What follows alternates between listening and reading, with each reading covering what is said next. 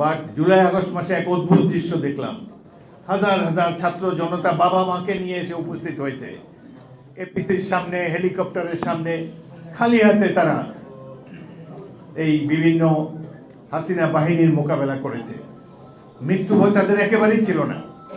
পৃথিবীর কোনো দেশে এই দৃশ্য দেখা যায়নি যে একজনকে গুলি করে একজন পড়ে যায়, বাকি শত শত লোক স্থিরভাবে দাঁড়িয়ে থাকে, কোনো নড়াচড়া নেই। তারা জীবনকে বাজি রেখে যুদ্ধে নেমেছে। বাসা থেকে যখন বেরিয়েছে নিজের ঠিকানা লেখা একটি চিরকুট বুক পকেটে রেখেছে। তারপর দেশের স্বাধীনতা সার্বভৌমত্বের রক্ষার জন্য জীবন উৎসর্গ করার জন্য তারা রাজপথে নেমে এসেছে।